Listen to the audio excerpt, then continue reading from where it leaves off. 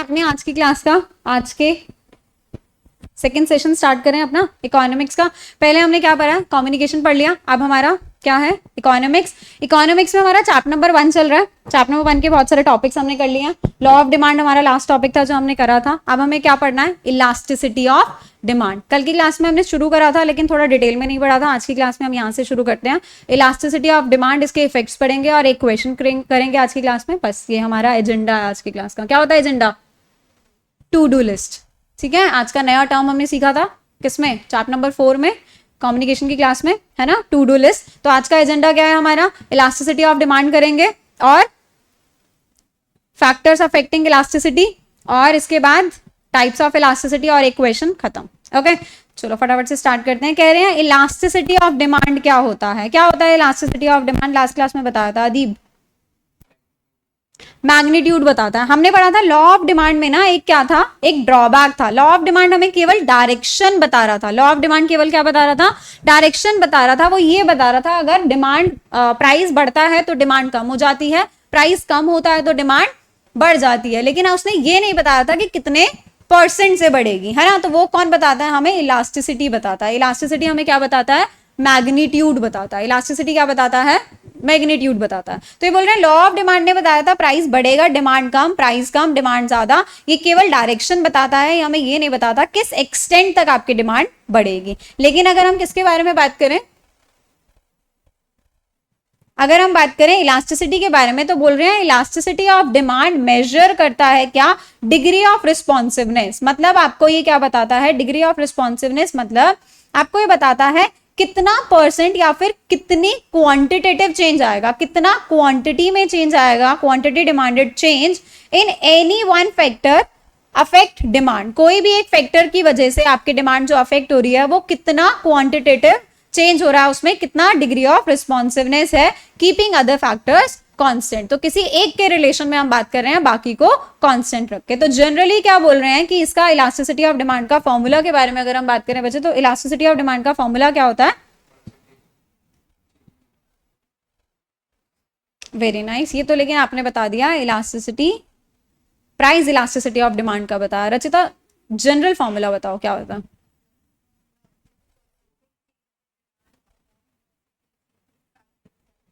Very nice, percentage change in demand for x and percentage change in the factors जो उसकी demand को affect कर रहे हैं। जो आपने बताया था ना वो प्राइस का बता दिया था, प्राइस इलास्टिसिटी ऑफ डिमांड का बताया था। तो यहां पर बात कर रहे हैं कौन कौन से फैक्टर्स हैं जो डिमांड को अफेक्ट करते हैं, जो हम इतने सारे पढ़कर आए थे। लेकिन यहां हम क्योंकि मैग्नीट्यूड के बारे में बात कर रहे हैं, क्वांटिफाइबल के बारे में बात कर रहे हैं, जो क्वांटिटी में जिनमें चेंज आता है, मतलब न्यूमेरिकल चेंज आता है, क्वालिटेटिव चेंज नहीं, क्वांटिटेटिव चेंज आता है। वो केवल 3 ही है, प्राइस में क्वांटिटेटिव आता है, क्रॉस इलास्टिसिटी मतलब रिलेटेड गुड्स के प्राइस में, क्रॉस इलास्टिसिटी मतलब रिलेटेड गुड्स के प्राइस में, और इनकम इलास्टिसिटी मतलब इनकम के बारे में बात कर रहे हैं। इनकम इलास्टिसिटी मतलब इनकम में चेंज आने की वजह से आपकी डिमांड में कितना चेंज आ रहा है। इनकम भी क्या है, क्वांटिटेटिव चेंज आता है इनकम में, और क्रॉस इलास्टिसिटी में भी रिलेटेड गुड्स के प्राइस न्यूमेरिकल वैल्यू है, प्राइस भी क्या है, न्यूमेरिकल वैल्यू है। वेदर कंडीशन के बारे में बात करो तो वो क्या है, क्वालिटेटिव चेंज है, क्वांटिटेटिव चेंज नहीं है, इसलिए उसके कॉन्टेक्स्ट में हम क्या, इलास्टिसिटी नहीं पढ़ते हैं। तो इलास्टिसिटी हमारी केवल 3 टाइप्स की होती हैं, price elasticity of demand, cross elasticity of demand and income elasticity of demand. Okay, तो हमने सबसे पहले क्या स्टार्ट करा था, प्राइस इलास्टिसिटी ऑफ डिमांड। तो क्या कह रहे हैं, प्राइस इलास्टिसिटी ऑफ डिमांड के बारे में बात करें तो प्राइस इलास्टिसिटी क्या होता है, ये बोल रहे हैं degree of responsiveness. Responsiveness of क्या, डिमांड का, demand for a commodity with reference to the change in price. Price में चेंज आने की वजह से क्वांटिटी डिमांडेड में कितना परसेंट चेंज आया है, ये हमें कौन बताता है, प्राइस इलास्टिसिटी ऑफ डिमांड बताती है। जो आपने एग्जाम्पल दिया था, जो फॉर्मूला दिया था वो ये दिया था, है ना। क्या बोल रहे हैं, ये स्टेब्लिश करता है quantitative relationship between quantity demanded और उसके प्राइस में, है ना। अच्छा, फिर लास्ट क्लास में हमने ये भी डिस्कस करा था कि जितनी ज्यादा वैल्यू बड़ी होती है उतनी ज्यादा इलास्टिसिटी होती है। Higher the value higher the elasticity, मतलब उसमें जो डिग्री ऑफ रिस्पॉन्स है, डिग्री ऑफ रिस्पॉन्स, देखो इलास्टिसिटी को ऐसे समझना, अगर डिमांड में चेंज आ रहा है, डिमांड में ज्यादा चेंज आ रहा है, मतलब वो क्या है, इलास्टिक है। डिमांड में क्या आ रहा है, ज्यादा चेंज आ रहा है, मैंने तुम्हें बताया था इसको रबर बैंड से समझना। रबर बैंड क्या होता है, इलास्टिक होता है। अगर उसमें ज्यादा चेंज आ रहा है तो वो क्या है, इलास्टिक है। अगर चेंज नहीं आ रहा तो मतलब वो इलास्टिक नहीं है। अगर ज्यादा चेंज आ रहा है, डिमांड आपकी या तो ज्यादा बढ़ रही है या फिर ज्यादा कम हो रही है, तो वो क्या हो जाएगा, इलास्टिक हो जाएगा। और अगर चेंज नहीं आ रहा तो वो क्या होगा, इनइलास्टिक होगा। ओके, क्या होगा, इनइलास्टिक। तो क्या बोल रहे हैं कि अगर जो वैल्यू ज्यादा बड़ी है, 2 बड़ा है या 2.5 0.5 बड़ा है, 2 बड़ा है, तो 2 क्या है, 2 कमोडिटी ज्यादा इलास्टिक है। जो कमोडिटी ए है, सॉरी 2 कमोडिटी नहीं, कमोडिटी ए का जब हमने क्या निकाला, प्राइस इलास्टिसिटी निकाला। प्राइस इलास्टिसिटी हमने निकाला इसका फॉर्मूला पुट करके, तो आंसर क्या आया, 2 आया, which means 2 is greater than 0.5। तो कमोडिटी ए जो है ना ज्यादा इलास्टिक है, कमोडिटी ए की डिमांड ज्यादा इलास्टिक है, मतलब क्वांटिटी कमोडिटी ए की डिमांड में ज्यादा चेंज आ रहा है। फ्लक्चुएशन किसमें ज्यादा आ रहा है, प्राइस की वजह से। कमोडिटी ए की डिमांड में ज्यादा फ्लक्चुएशन आ रहा है, ज्यादा फ्लक्चुएशन आ रहा है तो मतलब वो ज्यादा इलास्टिक है। ओके, फिर हमने ये पढ़ा था इसका कोएफिशिएंट क्या होता है, नेगेटिव भी हो, सॉरी नेगेटिव भी नहीं हो सकता, नेगेटिव ही होता है। क्या, नेगेटिव ही होता है। नेगेटिव क्यों होता है, इनवर्स रिलेशन की वजह से। कोई एक चीज बढ़ती है तो दूसरी चीज क्या हो जाती है, कम। यहाँ पे प्राइस बढ़ा था, है ना, तो जब चेंज इन प्राइस के बारे में बात करेंगे तो चेंज इन प्राइस यहाँ तो क्या आएगा, पॉजिटिव 2 आएगा। लेकिन प्राइस बढ़ने की वजह से बच्चे डिमांड क्या हुई, हमारी डिमांड कम हो गई। डिमांड कम हो गई तो यहाँ पे जो चेंज इन डिमांड होगा वो क्या हो जाएगा, 4 - 5 विच इज इक्वल्स टू -1। तो यहां पर एक आंसर आपका क्या आएगा, नेगेटिव। रीजन बीइंग एक चीज बढ़ रही है तो दूसरी कम हो रही है, तो इसलिए यहाँ पे एक आपकी वैल्यू पॉजिटिव आती है, एक वैल्यू नेगेटिव आती है। और नेगेटिव एक वैल्यू होने की वजह से जो हमारा कोएफिशिएंट है, कोएफिशिएंट ऑफ इलास्टिसिटी क्या रहता है, नेगेटिव रहता है। लेकिन हम नेगेटिव के साइन को क्या कर देते हैं, इग्नोर कर देते हैं। नेगेटिव के साइन को क्या कर देते हैं, इग्नोर कर देते हैं। हमने पढ़ा हुआ है जब हम छोटे बच्चे थे मैथ्स में, -8 और -2 कौन सा बड़ा है, -2 बड़ा है। ये हम क्या करते थे, मैथ्स के कॉन्सेप्ट्स हैं, है ना। -2 क्या है, -2 बड़ा है, कौन से कॉन्सेप्ट्स हैं, मैथ्स के कॉन्सेप्ट्स हैं। लेकिन यहाँ पर हम क्या बोल रहे हैं, अगर डिग्री ऑफ रिस्पॉन्स के बारे में बात करेंगे, चेंज किसमें ज्यादा है, तो हम इसके नेगेटिव के साइन को इग्नोर कर देंगे, इसको पॉजिटिव समझ के। अब बताओ किस कमोडिटी की जो डिग्री ऑफ रिस्पॉन्स है, मतलब इलास्टिसिटी है, कौन सा प्रोडक्ट ज्यादा इलास्टिक है, 8 वाला, ये वाला ज्यादा इलास्टिक है। तो 8 इज ग्रेटर देन 2। तो elasticity of commodity A is greater than elasticity of B। यहाँ पे नेगेटिव साइन को हमें क्या करना है, इग्नोर करना है। तो आज की क्लास का यहाँ से टॉपिक स्टार्ट करते हैं, करें स्टार्ट। इलास्टिसिटी समझ में आया, इलास्टिसिटी में पढ़ना क्या है, हमें पढ़ना है मैग्नीट्यूड, किस मैग्नीट्यूड में चेंज हो रहा है। अगर प्राइस 2 रुपए से बड़ा है तो डिमांड कितनी क्वांटिटी चेंज होगी, 1 चेंज होगी, 2 चेंज होगी, 5 चेंज होगी या 50 चेंज होगी। ओके, सबसे पहला टॉपिक क्या है, types of elasticity of demand. Types of elasticity of demand या फिर degree of price elasticity of demand. कितने टाइप्स की हमारी होती है, लास्ट क्लास में थोड़ा सा डिस्कस करा था, कौन कौन सी,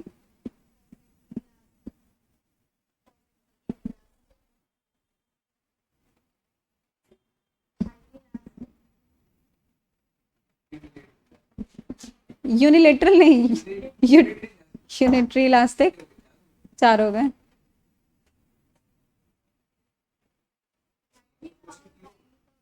उल्टा क्या होता है, slightly less elastic, perfectly elastic, perfectly inelastic, highly elastic, less elastic और यूनिटरी इलास्टिक, है ना। तो ये हमने पढ़ा था, तो शुरू से शुरू करते हैं। क्या कह रहे हैं, परफेक्टली इलास्टिक डिमांड क्या होता है।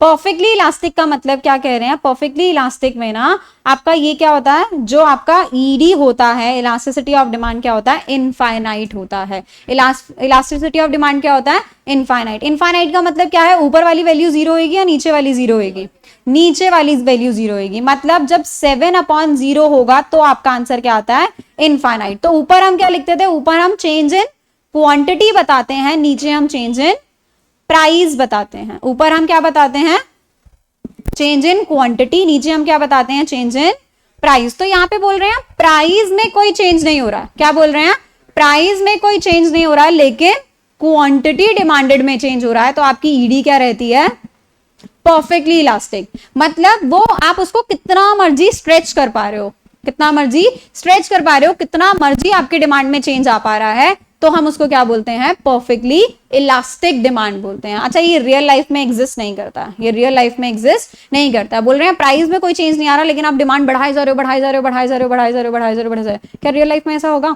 रियल लाइफ में ऐसा नहीं होता है। तो परफेक्टली इलास्टिक रियल लाइफ में एग्जिस्ट नहीं करता है, बट स्टिल यहाँ पे हमने किसी एग्जाम्पल से समझा हुआ है। एक बार ही समझते हैं कौन से एग्जाम्पल से समझा हुआ है। क्या बोल रहे हैं यहाँ पे, व्हेन अ कंज्यूमर, क्या बोल रहे हैं, मैंने ऊपर वाली लाइन पढ़ दी और मैं कह रही हूँ when a consumer small change, when a small change in the price of a product causes the major change in its demand। बोल रहे हैं बहुत छोटू सा, बहुत स्लाइटली सा चेंज आया है। मतलब पहले प्राइस था 250 रुपए, 250, अब हो गया 250.50 पैसा।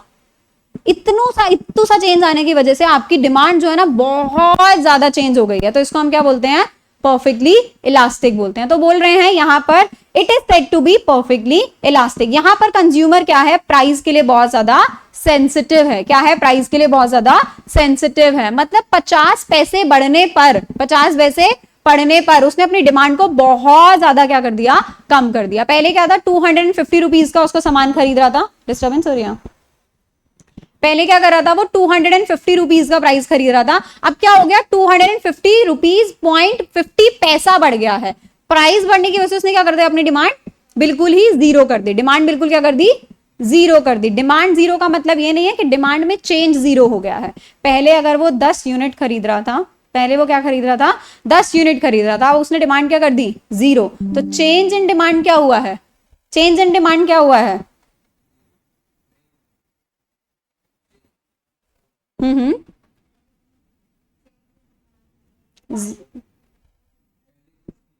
हाँ, यस। तो 0 - 10 इज इक्वल्स टू, तो एक तो वैसे भी नेगेटिव आ सकती है ना, एक वैल्यू। तो प्राइस बढ़ा है तो डिमांड का तो कम ही होना था ना, प्राइस बढ़ा है तो डिमांड में तो कम ही होना था, नेगेटिव वैल्यू आ गई। अब ये मैं बोलूंगी कितना परसेंट चेंज हुआ है, परसेंट में बात करूं तो 10 का कितना परसेंट है, 100%। कितना परसेंट है, 10 का कितना परसेंट है, 100%। नहीं समझ में आया, देखो यहां पे मैं बात कर रही हूं, उसने क्या करा, प्राइस में हम यहां पे बोल रहे हैं कि जो कंज्यूमर है ना बहुत ज्यादा क्या है, प्राइस सेंसिटिव है। प्राइस को लेकर के बहुत ज्यादा क्या है, सेंसिटिव है, बहुत ज्यादा। मतलब बोल रहे हैं अगर प्राइस में स्लाइटली भी चेंज आएगा ना, इतू सा भी प्राइस में चेंज आएगा ना, वो अपनी डिमांड को क्या कर देगा, बहुत ज्यादा डिमांड चेंज कर देगा। डिमांड मतलब बहुत ज्यादा चेंज हो रही है, तभी तो वो इलास्टिक है। आप उसको ज्यादा चेंज कर पा रहे हो, ये चेंज हो रहा है, ये नहीं चेंज हो रहा, तो ये क्या है, इनइलास्टिक है। लेकिन कोई ऐसी चीज, मेरे हाथ में कोई रबर बैंड है, मैं उसको खींचती जा रही हूँ, तो वो क्या है, इलास्टिक है। तो डिमांड ज्यादा चेंज हो रही है तो वो क्या बन जाएगा, इलास्टिक बन जाएगा। अभी जनरली समझो, ये कॉन्सेप्ट छोड़ दो, कोई चीज ज्यादा चेंज हो रही है, इलास्टिक है, चेंज नहीं हो रही है, इनइलास्टिक है। चेंज हो रही है, इलास्टिक है, चेंज नहीं हो रही है, इनइलास्टिक है। अब यहाँ पे क्या बोल रहे हैं, परफेक्टली इलास्टिक। परफेक्टली इलास्टिक का मतलब डिमांड चेंज हो रही है, परफेक्टली इलास्टिक का मतलब है डिमांड चेंज हो रही है। क्या बोल रहे हैं, प्राइस में इतू सा चेंज आया, लेकिन डिमांड में बहुत ज्यादा चेंज आया। 250 रुपए का सामान था, अब कितने का मिल रहा है, 250.50 पैसे का मिल रहा है। प्राइस में कितना चेंज आया, 50 पैसे का चेंज आया। प्राइस में कितना चेंज आया, 50 पैसे का। और उसने डिमांड क्या कर दी, एकदम जीरो कर दी। डिमांड कितनी कर दी, एकदम जीरो कर दी। डिमांड जीरो कर दी, लेकिन डिमांड में जो चेंज आया वो जीरो नहीं करा है उसने। डिमांड में जो चेंज आया है वो जीरो नहीं करा है। चेंज इन डिमांड, पहले डिमांड थी उसकी, जब वो 250 रुपीज प्राइस था, इस टाइम पे वो 10 क्वांटिटी डिमांड करता था। अब उसने क्या कर दिया, 0 क्वांटिटी डिमांड करना स्टार्ट कर दिया। प्राइस में चेंज की बात करूं तो चेंज इन प्राइस मेरा कितना है, 0.50 पैसा मेरे प्राइस में चेंज आया है। चेंज इन क्वांटिटी के बारे में बात करूं तो 10 रुपए का चेंज आया। कैसे, 0 - 10 विच इज इक्वल टू -10, लेकिन माइनस के साइन को फॉर टाइम बिंग इग्नोर कर दो, तो हम बोल रहे हैं 10 रुपए का क्या आया है, चेंज आया है। 10 रुपए का क्या है, चेंज आया है। यहां पर अगर मैं परसेंटेज कैलकुलेट करूं कि प्राइस में चेंज इन प्राइस, ये 0.50 250 का कितना परसेंटेज है, ऐसे निकालते हैं ना परसेंटेज। जो चेंज है, ये चेंज इसका कितना परसेंटेज है, ये समवेयर 0.33 कुछ, मतलब कुछ ऐसा परसेंटेज आएगा। कैसा आएगा, 0. जस्ट इमेजिनरी है ये, तुम कैलकुलेट कर लेना कितना आया, 0.350। कितना आया, 0 कुछ चेंज आया। लेकिन अगर मैं यहां बात करूं तो यहां कितना चेंज आया, यहां आया 10 का कितना परसेंट है, दैट इज 100%। कितना चेंज आया? 100%। कितना चेंज आया? 100%। और जब आप इलास्टिसिटी कैलकुलेट करते हो तो इलास्टिसिटी, रचिता कैलकुलेट कर रही है, जब आप इलास्टिसिटी कैलकुलेट करते हो तो कितना आता है? मुझे नहीं पता ये सही है या गलत है, बट ठीक है, कुछ 0 पॉइंट समथिंग आएगा, ये 0.2 समथिंग आ रहा है। कैलकुलेट करूं क्या? कर लिया?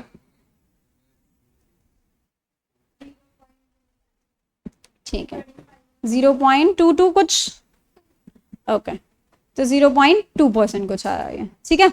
अब क्या बोल रहे हैं? 0.2 आया, तो 100% को जब आप डिवाइड करेंगे किससे? 0.2 से, 0 से डिवाइड करेंगे, समवेयर आंसर क्या आएगा? इनफाइनाइट कुछ आएगा। तो बस यही बता रहे हैं, ईडी क्या हो गया आपका? ईडी क्या हो गया? इनफाइनाइट। क्यों हुआ? जब आपकी प्राइस में स्लाइटली चेंज आया तो डिमांड में कितना चेंज आ गया? पूरा 100% चेंज आ गया। तो इसको हम क्या बोलते हैं? परफेक्टली इन इलास्टिक बोलते हैं, परफेक्टली इन इलास्टिक। तो यहां पे यही समझा रहे हैं।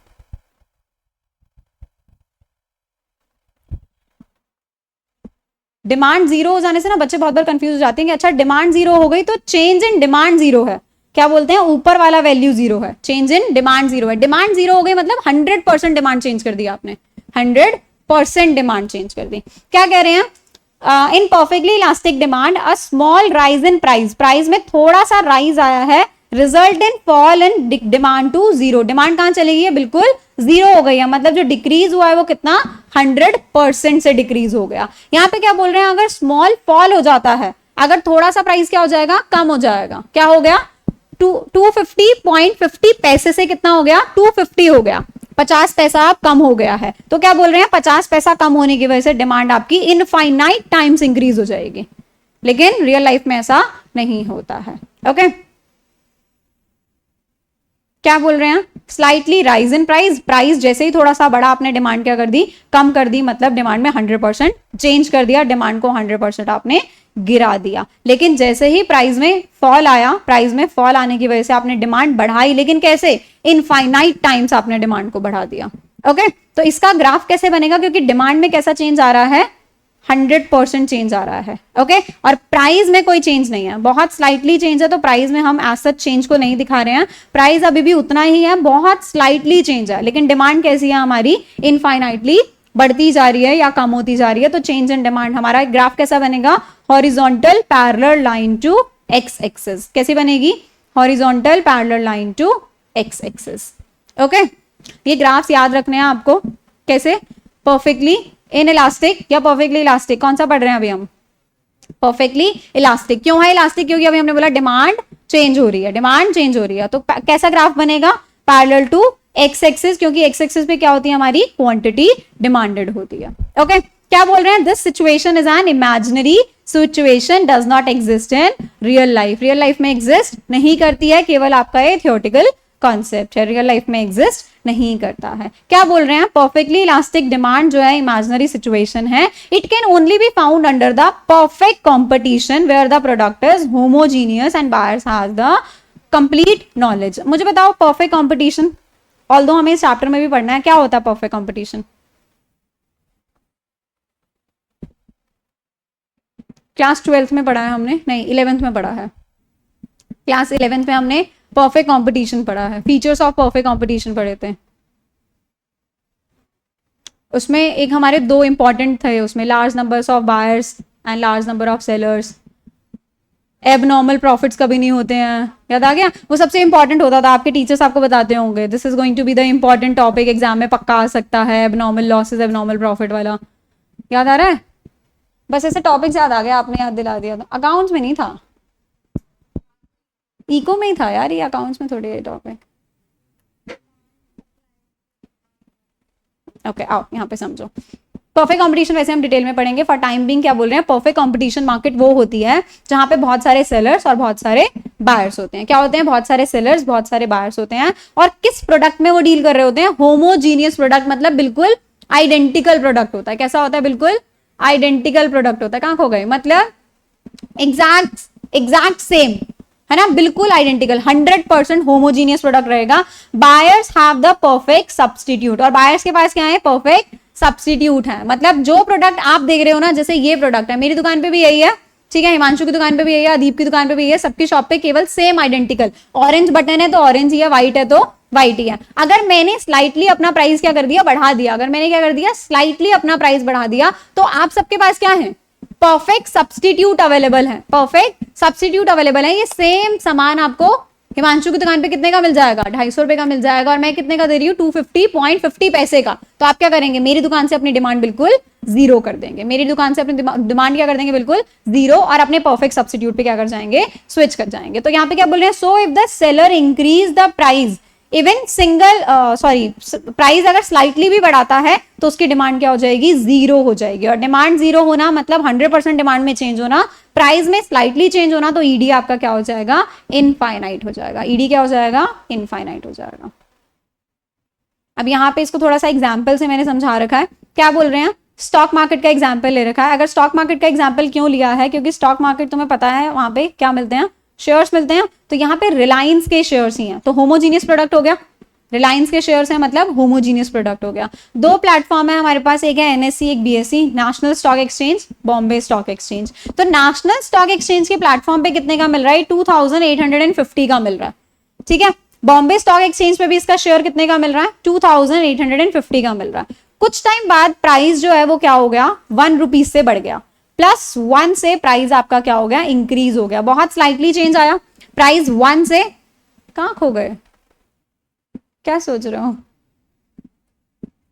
1 रुपीज से प्राइस क्या हो गया हमारा, बढ़ गया। तो क्या बोल रहे हैं, नोबडी बायज फ्रॉम एनएससी, क्योंकि एनएससी ने प्राइस बढ़ाया है। यहां पर अब कितने का मिल रहा है, 2851 का मिल रहा है। स्टिल बीएससी पे अभी भी कितने का मिल रहा है, 2850 का ही मिल रहा है, अभी भी 2850 का मिल रहा है। ऊपर कितने का मिल रहा है, 2851 का मिल रहा है। तो जहां मुझे महंगा मिल रहा है वहां मैं अपनी डिमांड क्या कर दूंगी, अपनी डिमांड जीरो कर दूंगी। तो एनएससी के शेयर की डिमांड क्या हो जाएगी, जीरो हो जाएगी। तो मतलब 100% चेंज आया, वही एग्जांपल जो अभी हमने लिखा था, 0.0035 को अगर आप डिवाइड करोगे 100% से तो क्या आ जाएगा आंसर, इनफाइनाइट आ जाएगा। प्राइस में तो बहुत माइनर सा, बहुत स्लाइट सा चेंज आया, लेकिन डिमांड क्या होगी, बिल्कुल 100% गिर गई। Reason being identical product market में अवेलेबल है। तुम प्राइस बढ़ाओगे तो मैं तुमसे नहीं लूंगी, मैं किसी और से ले लूंगी।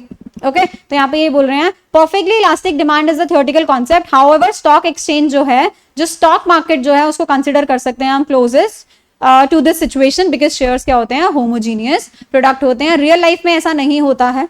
रियल लाइफ में ऑल्दो एनएससी बीएससी पे प्राइस थोड़ा बहुत फ्लक्चुएट कर सकते हैं, लेकिन ये 50 पैसे और 1 रुपए की डिमांड से इतना फर्क नहीं आता है। 50 पैसे और 1 रुपए के प्राइस से इतना ज्यादा फर्क नहीं आता है डिमांड में। ओके तो फटाफट से क्या पढ़ा हमने, सबसे पहले perfectly elastic. Perfectly elastic, perfectly elastic कब होता है, जब आपका ईडी इलास्टिसिटी ऑफ डिमांड क्या हो जाता है आपका, नहीं चेंज तो होता है, क्या होता है, वैल्यू क्या होती है, कोएफिशिएंट क्या होता है इस पॉइंट पे इसका,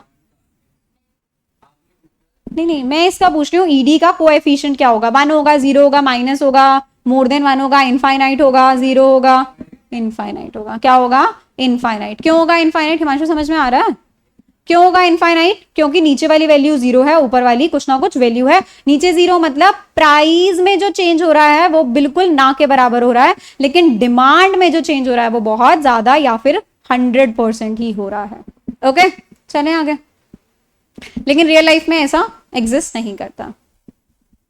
परफेक्टली इनइलास्टिक, परफेक्टली इनइलास्टिक मतलब ईडी इज इक्वल्स टू 0। अभी ऊपर वाली वैल्यू 0 है या नीचे वाली 0 है, ऊपर वाली वैल्यू 0 है। ईडी 0 कब होगा, अच्छा हम इसको ईपी भी बोलते हैं, मैंने लास्ट क्लास में भी बताया था तुम्हें ना, प्राइस इलास्टिसिटी ऑफ डिमांड। तो क्या बोल रहे हैं, EP is equals to 0, ED is equals to 0 कब होगा, जब ऊपर वाली वैल्यू 0 होगी तभी आंसर 0 आता है। मतलब डिमांड में इस बार कोई चेंज नहीं हो रहा, मतलब डिमांड में कोई चेंज नहीं हो रहा है, डिमांड में कोई चेंज नहीं हो रहा, there is no change in demand. और इसका ग्राफ कैसा बनेगा, जब डिमांड आपकी सेम है, डिमांड अभी भी क्या है, सेम, तो ये कैसा बनेगा, पैरेलल टू वाई एक्सिस। कैसा बनेगा, पैरेलल टू वाई एक्सिस। वो वाला कैसा बन रहा था, parallel to X axis. Reason being quantity में चेंज हो रहा था, प्राइस में चेंज नहीं हो रहा था, है ना, हॉरिजॉन्टल बन रहा था, और ये कैसा बन रहा है, वर्टिकल बन रहा है, parallel to Y axis. No change in demand, demand में कोई चेंज नहीं हो रहा। क्या बोल रहे हैं, अगर प्राइस इंक्रीज भी होगा ना, प्राइस इंक्रीज होगा तो भी आपकी डिमांड कैसी रहेगी, कांस्टेंट रहेगी। क्या ऐसा होता है, ये भी क्या है, इमेजिनरी सिचुएशन है, रियल लाइफ में ऐसा नहीं होता है। क्यों नहीं होता, देखो अगर हम एग्जांपल की बात करें, कोई डायबिटिक पेशेंट है, ठीक है, वो बीमार है, तो उसको एक डोज क्या करना पड़ता है, लेना पड़ता है अपनी दवाइयों का, इंसुलिन का एक डोज लेना पड़ता है इररिस्पेक्टिव ऑफ प्राइस। ऑब्वियसली वो बीमार इंसान है, प्राइस लेकिन बढ़ता जा रहा है, बढ़ता जा रहा है, बढ़ता जा रहा है, बढ़ता जा रहा है, एक पॉइंट पे तो वो क्या करेगा, अपनी डिमांड कम कर देगा या फिर रोक देगा। Reason being limited income, limited resources. तो रियल लाइफ में ये वाला एग्जाम्पल भी सूट नहीं कर रहा है। फॉर टाइम बीइंग इस एक को समझने के लिए हम ये वाला एग्जाम्पल यूज कर सकते हैं कि कोई एक बीमार इंसान है, price irrespective of change in price वो अपनी क्वांटिटी डिमांडेड क्या रखेगा, सेम, क्योंकि मुझे रोज एक पिल खानी होती है, मुझे रोज एक दवाई खानी होती है, उसका प्राइस कितना मर्जी बढ़ जाए, लेकिन मुझे वो पिल खानी होती है जिंदा रहने के लिए, तो मैं क्या करूंगी, खाऊंगी, कंजम्पशन उसका करूंगी। तो प्राइस बढ़े चाहे प्राइस कम हो, मैं उतनी क्वांटिटी डेली की 1 यूनिट तो मैं खरीदूंगी, डेली की 1 यूनिट तो मैं खरीदूंगी। लेकिन पहले वो मुझे 50 रुपए की मिलती थी, अब वो मुझे डेली 50,000 की मिल रही है। कह रहे हैं प्राइस में कितना मर्जी चेंज आए, मेरी डिमांड अभी भी क्या है, कांस्टेंट है। कमाई मेरी 15-20 हजार रुपए है और 50,000 रुपए की दवाई मुझे रोज खानी है। Is it possible? तो ड्यू टू लिमिटेड इनकम में क्या करूंगी, उसकी डिमांड चेंज हो सकती है। ड्यू टू लिमिटेड इनकम उसकी डिमांड चेंज हो सकती है, ठीक है। हाईली इलास्टिक के केस में क्या होगा, हाईली इलास्टिक में क्या होता है, ED is more than 1, ED is more than 1। More than 1 के लिए वापस फॉर्मूला में आते हैं, ऊपर क्या होता था, क्वांटिटी का चेंज, नीचे क्या होता था, प्राइस का चेंज। अगर मोर देन 1 वैल्यू चाहिए तो मतलब क्या होना चाहिए, ऊपर वाली वैल्यू बड़ी होनी चाहिए, नीचे वाली बड़ी होनी चाहिए, ऊपर वाला बड़ा होना चाहिए। मतलब क्वांटिटी डिमांडेड का जो चेंज है वो मोर देन होना चाहिए देन चेंज इन प्राइस, है ना। क्वांटिटी डिमांडेड का जो चेंज है वो क्या होना चाहिए, मोर देन होना चाहिए प्राइस। हिमांशु ये रिलेट कर पा रहे हो, ये मैं क्या लिख रही हूँ कि ऊपर वाला वैल्यू बड़ा है, नीचे कब 0 होना चाहिए, समझ में आ रहा है ना। क्या बोल रहे हैं कि हमें क्या चाहिए, इलास्टिसिटी मोर देन 1 है। इलास्टिसिटी क्या है, मोर देन 1। कोई भी वैल्यू मोर देन 1 कब आएगी, नॉर्मल फॉर्मूला हमारा क्या था, percentage change in quantity demanded upon में परसेंटेज चेंज इन प्राइस, ठीक है। Percentage change in quantity demanded upon में परसेंटेज चेंज इन प्राइस, इसकी वैल्यू यही क्या है, ईडी इज इक्वल, ईडी है। तो ईडी की वैल्यू मोर देन 1 कब आएगी, जब ऊपर 14 और नीचे 2, मतलब ऊपर वाली वैल्यू बड़ी होगी, तभी जो आंसर है वो क्या होगा, मोर देन 1 होगा। तो हमें ऊपर वाली वैल्यू क्या चाहिए, बड़ी चाहिए, तभी आंसर हमारा क्या आएगा, मोर देन 1 आएगा, तभी 7 आया, और 7 इज मोर देन 1। 7 क्या है, 1 से बड़ा है। तो जब जब आंसर मोर देन 1 चाहिए तो मतलब ऊपर वाली वैल्यू क्या होनी चाहिए, बड़ी होनी चाहिए। जब जब आंसर मोर देन 1 चाहिए, आंसर क्या चाहिए हमें, मोर देन 1, क्योंकि कह रहे हैं इलास्टिसिटी क्या है, हाईली इलास्टिक है। तो मतलब अगर ईडी मोर देन 1 आ रहा है ना, तो इसका मतलब है कि आपकी जो क्वांटिटी डिमांडेड में चेंज है ना, वो पक्का मोर देन होगा चेंज इन प्राइस से, पक्का मोर देन होगा चेंज इन प्राइस से। अब यहाँ पे बोल रहे हैं ऐसा कब होता है, ऐसा कब होता है, then demand for such commodity is said to be highly elastic, वो हाईली इलास्टिक है। क्या बोल रहे हैं, जब प्राइस क्या था हमारा 10 रुपए था और प्राइस कितना हो गया 12, मतलब 2 रुपए से प्राइस बढ़ा। प्राइस कितने से बढ़ा, 2 रुपए से बढ़ा, लेकिन डिमांड कितने से फॉल कर गई, 150 रुपीज से डिमांड क्या कर गई, फॉल कर गई। मतलब प्राइस में बहुत छोटू सा चेंज आया, प्राइस में बहुत छोटा सा चेंज आया, लेकिन डिमांड में बहुत ज्यादा चेंज आया है ना। तो परसेंटेज चेंज हमने निकाला, तो डिमांड फॉल्स बाय 75%। डिमांड कितने से फॉल करी है, 75% से फॉल करी है, और प्राइस कितने से राइज करा था, 20% से प्राइस राइज करा था, है ना। तो change in demand is more than change in price, change in demand is more than change in price. तो आंसर हमारा क्या है, ED is equals to more than 1, ED is equals to more than 1। ऐसा कब होता है, ये बोल रहे हैं लग्जरियस गुड्स के केसेस में ऐसा होता है। ब्रांडेड क्लोथ्स के बारे में अगर हम बात करें, उनके प्राइसेस अगर स्लाइटली भी बढ़ जाते हैं ना, तो वो हमारे लिए क्या हो जाते हैं, बहुत ज्यादा महंगे हो जाते हैं। अगर उनके प्राइसेस स्लाइटली भी बढ़ते हैं ना, तो वो हमारे लिए बहुत ज्यादा महंगे हो जाते हैं। तो हम क्या करते हैं, क्योंकि वो हमारे लिए असेंशियल नहीं है, ऐसा नहीं है उन गुड्स के बिना मैं जी नहीं पाऊंगी, ऐसा नहीं है वो ब्रांडेड शर्ट पहन के मैं जी नहीं पाऊंगी, मतलब उसके बिना मैं जी नहीं पाऊंगी, है ना। तो ये हमारे लिए एसेंशियल गुड्स नहीं होते हैं हमारे सर्वाइवल के लिए, एंड इनके प्राइसेस बड़े हैं, तो हम इनको पोस्टपोन कर सकते हैं। हम क्या कर सकते हैं, इनको पोस्टपोन कर सकते हैं। तो अननेसेसरी 2 रुपए एक्स्ट्रा देने के बजाय मैं क्या करूंगी, उसकी डिमांड कम कर दूंगी, क्योंकि मैं इसको पोस्टपोन कर सकती हूँ। ये मेरे लिए नेसेसिटी गुड्स नहीं है, ये मेरे लिए नेसेसिटी गुड्स नहीं है। Okay, easy. तो इसलिए इनकी डिमांड में ज्यादा चेंज आता है, इनकी डिमांड में ज्यादा चेंज आता है। ज्यादा चेंज आने के मतलब प्राइस देखो कितना छोटू सा प्राइस बढ़ा था, लेकिन डिमांड में कितना ज्यादा चेंज आ गया, है ना। प्राइस कितना छोटू सा बड़ा था और डिमांड में कितना ज्यादा चेंज आ गया, इसीलिए इसका कर्व कैसा बना है, फ्लैटर बना है। कर्व कैसा बना है इसका, फ्लैटर बना है। जब ईडी इनफाइनाइट था कर्व कैसा था हिमांशु,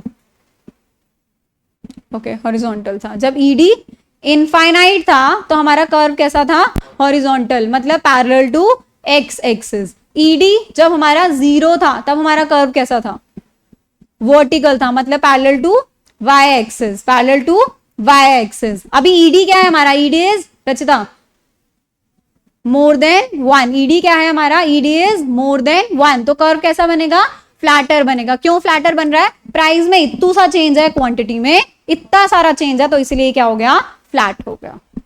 ओके चले आगे। और ये कब होता है, लग्जरियस गुड्स के केस में होता है। थोड़ा सा प्राइस बढ़ा, मैंने डिमांड उसकी ज्यादा कम कर दी। ज्यादा कम क्यों कर दी, क्योंकि मैं इसको पोस्टपोन कर सकती हूँ, नेसेसिटी नहीं है मेरे सर्वाइवल के लिए, मेरे सर्वाइवल के लिए बहुत ज्यादा जरूरी नहीं है। लेस इलास्टिक डिमांड में क्या होगा, अब कौन सी वैल्यू बड़ी होगी और कौन सी छोटी होगी। लेस इलास्टिक का मतलब है ED is less than 1। Himanshu जल्दी बताओ, अब हमें लेस देन 1 चाहिए, पहले हमें मोर देन 1 चाहिए था, तो ऊपर वाली वैल्यू बड़ी थी, मतलब चेंज इन डिमांड हमें ज्यादा चाहिए था। अब क्या चाहिए, चेंज इन डिमांड कम, तो percentage change in demand is less than percentage change in price, तो हमारा ईडी क्या हो जाएगा, less than 1। Percentage change in quantity demanded is less than percentage change in price, तो ईडी क्या हो जाएगा, less than 1। What I am planning कि नेक्स्ट जो चैप्टर में शुरू कराऊंगी ना, नेक्स्ट वो वाला चैप्टर शुरू कराऊंगी जो तुमने 11th 12th में नहीं पढ़ा है। इतना बोर होते हो ना पुराने टॉपिक्स पढ़ के, है ना, कम्युनिकेशन पढ़ के थक जाते हो। ऐसा होता है क्या, सुबह से बैठे हैं इसलिए थक गए, ऐसा होता है। चलो कोई बात नहीं, लेकिन सही है फिर इको लास्ट में, है ना, क्योंकि थोड़ा बहुत ही ऑलरेडी पढ़ा हुआ है, तो ऐसे लो एनर्जी के साथ भी समझ में आ जाता है ना। कोई नया सब्जेक्ट होता तो फिर तुम ऐसे लो एनर्जी में मजा नहीं आता। चलो समझ में तो आ रहा है ना, लेकिन चेहरे उतर जाते हैं इस टाइम तक।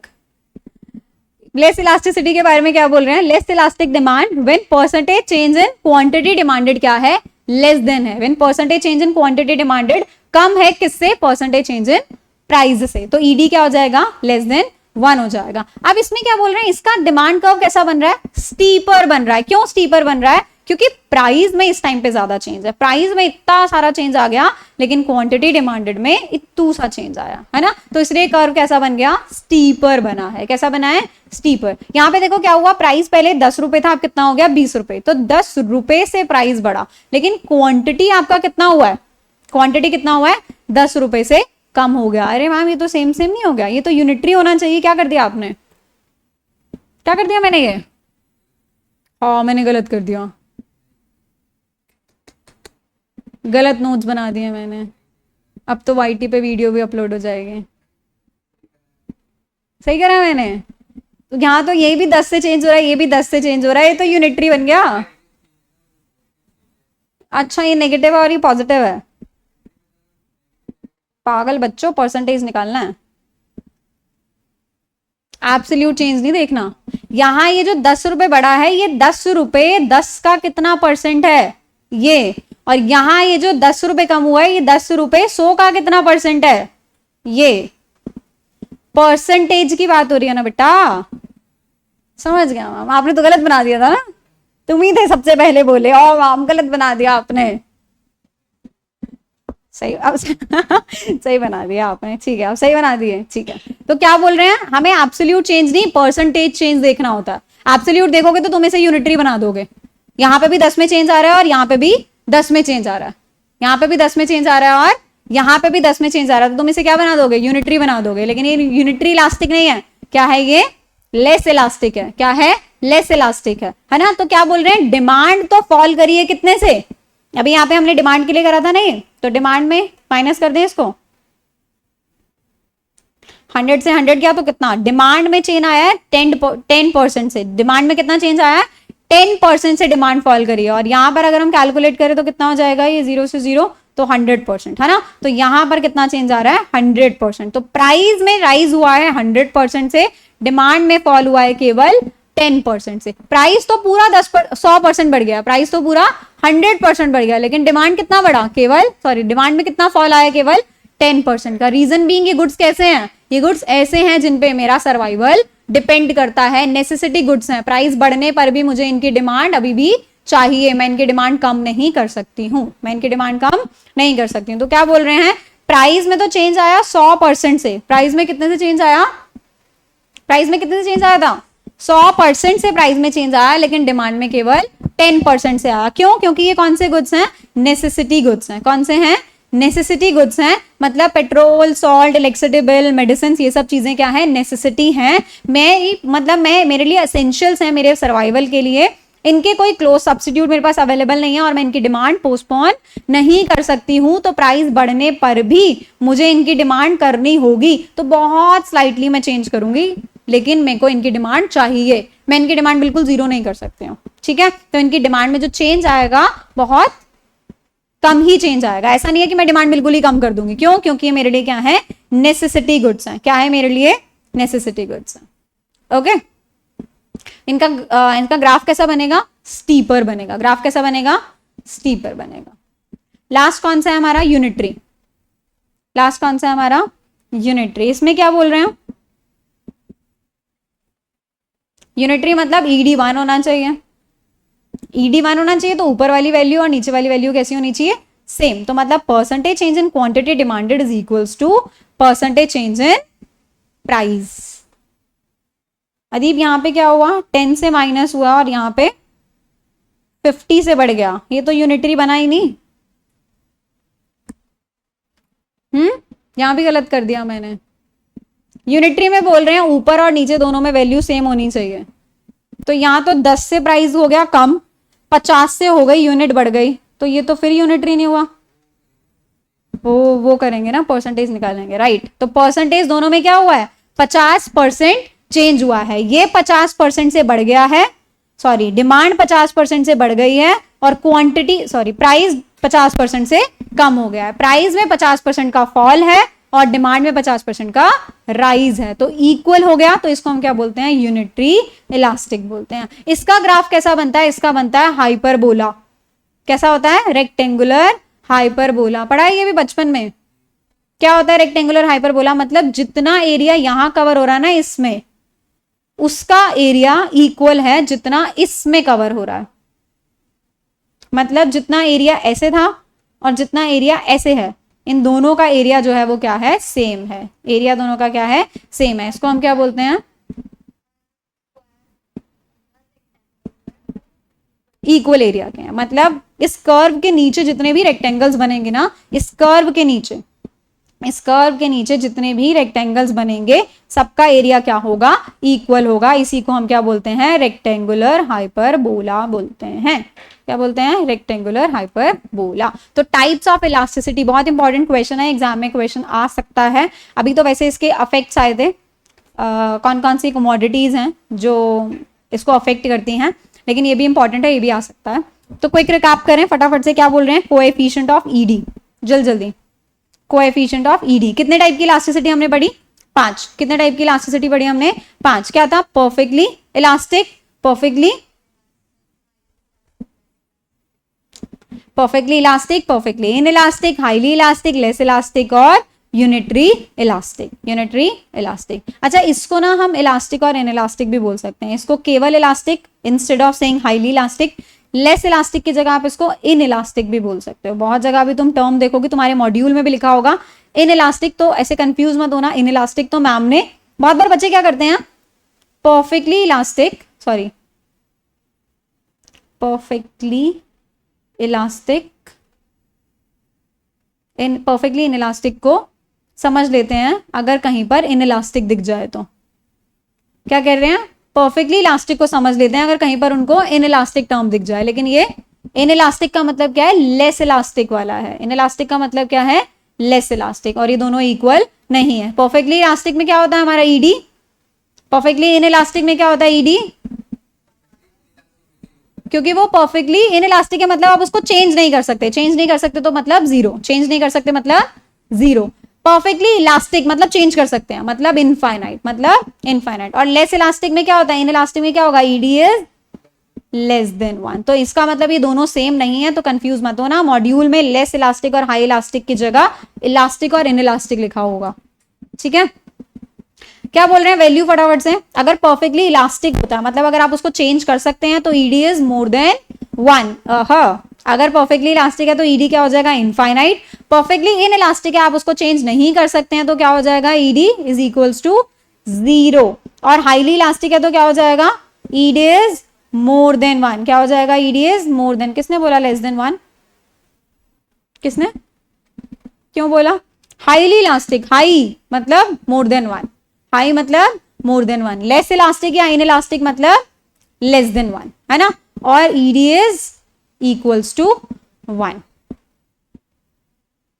Yes Adeeb, perfectly inelastic ED की value, perfectly inelastic ED की वैल्यू क्या हो जाती है, 0। ग्राफ कैसा बनता है, वर्टिकल बनता है। Reason being,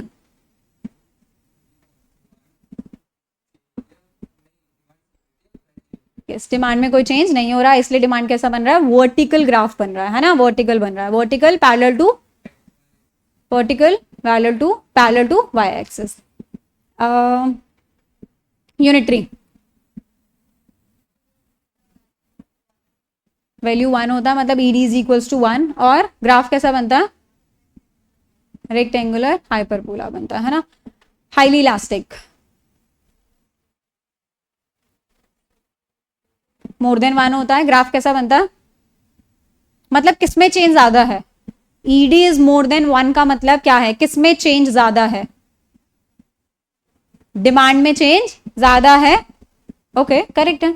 percentage change in quantity demanded is more then percentage change in price. Okay तो इसलिए हमारी ईडी की वैल्यू क्या आई है, मोर देन 1 आई है। तो इसका ग्राफ कैसा बनेगा, डिमांड में चेंज ज्यादा है प्राइस के कंपेरेटिवली, कैसा बनेगा, स्टीपर होगा या फ्लैटर होगा, फ्लैटर होगा। रीजन क्यों, क्योंकि क्वांटिटी डिमांडेड में चेंज ज्यादा है। स्टीपर कब होता है, जब नीचे में चेंज कम है, मतलब क्वांटिटी डिमांडेड में चेंज कम है और प्राइस में चेंज ज्यादा है, तो क्या बन जाता है, स्टीपर बनता है। क्या बन जाता है, स्टीपर बन जाता है। फैक्टर्स अफेक्टिंग करें अभी, कितना इंस्टेंट होता है, नहीं मैम, है ना, नहीं मैम। अच्छा ग्राफ कैसे बोल रहे हैं, जितनी ज्यादा इलास्टिसिटी होगी, more the elasticity more flatter the curve will be. जितनी ज्यादा इलास्टिसिटी बढ़ती जाएगी, कर्व क्या होता जाएगा, फ्लैटर होता जाएगा। फ्लैटर क्यों, इलास्टिक का मतलब ही क्या है, इलास्टिक का मतलब है क्वांटिटी में चेंज ज्यादा है।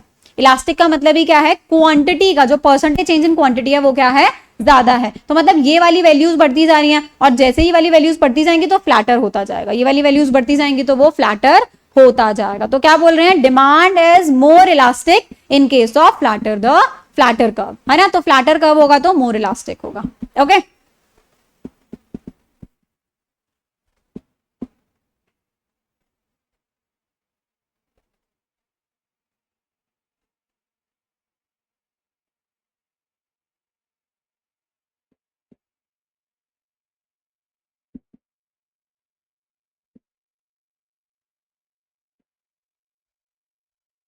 चलो जल्दी जल्दी बताओ हिमांशु, मुझे कौन सा कर्व है ये,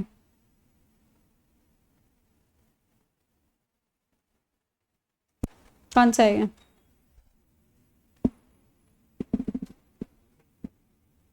हाँ बना तो हॉरिजॉन्टल हुआ, ये रहा हॉरिजॉन्टल बना हुआ, लेकिन कौन सा है ये, क्या है, ED is equals to infinite, कौन सा होता है, नाम क्या होता है इसका, ED is infinite.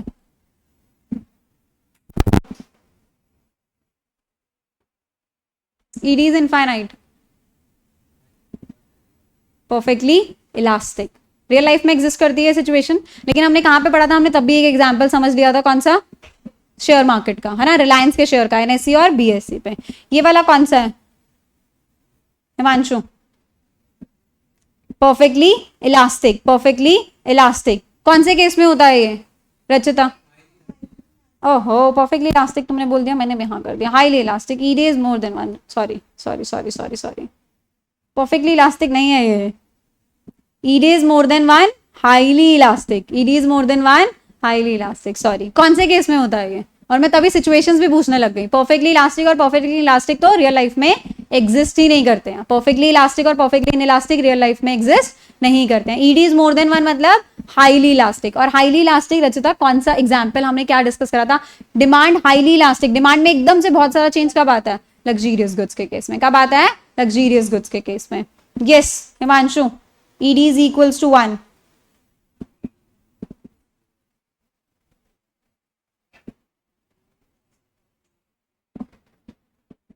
ED is equals to 1।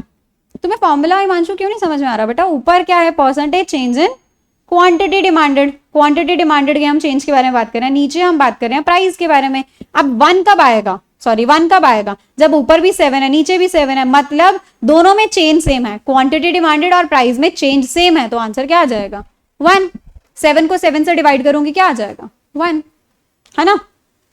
Less than 1 कब होता है रचिता?